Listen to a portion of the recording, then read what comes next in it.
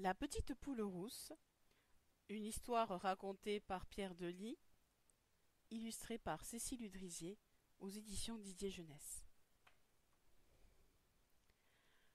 Voici l'histoire d'une petite poule rousse, rousse de plumes, rouge de crête et tendre de cœur. Un jour, la petite poule rousse trouve un peu de blé, pas assez pour le dépenser, mais suffisamment pour le planter. Comme elle n'aime pas travailler seule ni être la seule à travailler, elle va voir ses 3 amis pas loin d'ici. Le canard fait la planche, le chat roupille au soleil, et le cochon au lit assis dans une flaque de boue. Ils ne sont pas débordés. « Qui veut m'aider à planter ces grains de blé, s'il vous plaît ?» demande la petite poule rousse. « Pas moi, » dit le canard. « Je n'ai pas le temps, je m'entraîne, moi. »« Pas moi, » dit le chat. « Je n'ai pas le temps, je bosse, moi. »« Pas moi, » dit le cochon. « Je n'ai pas le temps, je me cultive, moi. »« Tant pis, je comprends, » répond la petite poule rousse. « Je le ferai toute seule. » Le temps passe, le temps change. Jour après nuit, soleil après pluie, les grains de blé germent, poussent et mûrissent. Ce matin, c'est le jour de la récolte. La petite poule rousse aime le partage du travail et le travail partagé. Alors elle retourne voir les 3 autres. Ils n'ont pas bougé d'une plume, d'un poil, d'une soie. Elle leur demande: « Qui veut m'aider à moissonner, s'il vous plaît ?»« Pas moi, » dit le canard allongé dans l'eau. « Pas le temps. »« Pas moi, » dit le chat allongé dans les airs. « Pas le temps. »« Pas moi, » dit le cochon allongé dans la boue. « Pas le temps. »« Dommage, » dit la petite poule rousse. « Je comprends.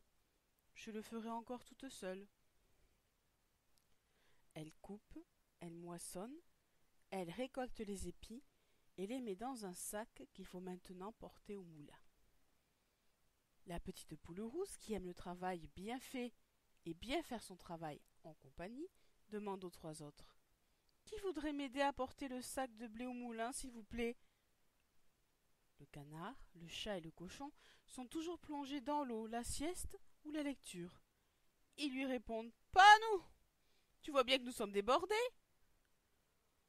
Bon, » dit la petite poule rousse qui commence à en avoir par-dessus la crête de ces 3-là. « J'ai compris. Je vais encore le faire toute seule. » Elle va au moulin, attend son tour et revient avec son sac plein de farine. Elle va voir les 3 autres. « Je suppose que vous êtes trop débordés, trop préoccupés, trop accaparés pour m'aider ?» Ils ne répondent même pas. Elle rentre chez elle, claque la porte et prépare un gâteau. Rien de tel qu'une petite douceur pour se consoler de la dureté des cœurs. Dans le four, le gâteau cuit.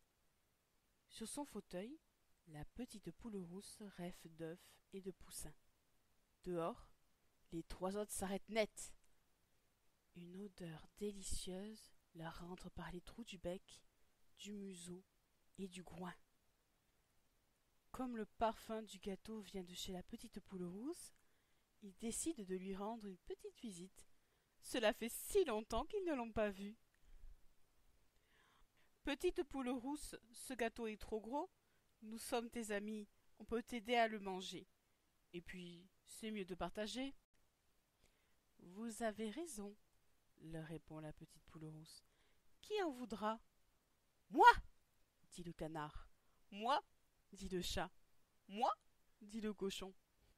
Alors, la petite poule rousse découpe 6 parts les plus égales possibles. « Mais pourquoi 6 ?» se demandent le canard, le chat et le cochon, qui essaie quand même de repérer les plus grosses. La petite poule rousse commence la distribution en disant: « Ne vous inquiétez pas, chacun aura sa juste part.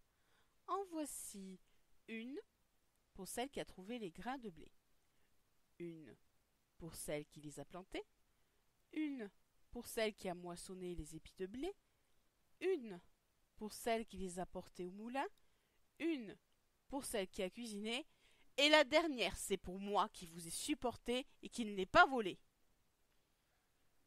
Oh, quel dommage! Il n'y en a plus pour vous. Mais que voulez-vous? Moi, j'ai fait du partage équitable, puisque chacun a ce qu'il mérite.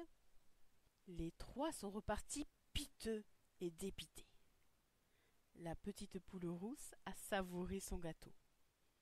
Elle venait juste de déguster la dernière miette quand on a frappé à sa porte. Bonjour, puis-je vous inviter à prendre un verre? On m'a raconté cette histoire avant, c'était mon tour maintenant, c'est le vôtre dorénavant.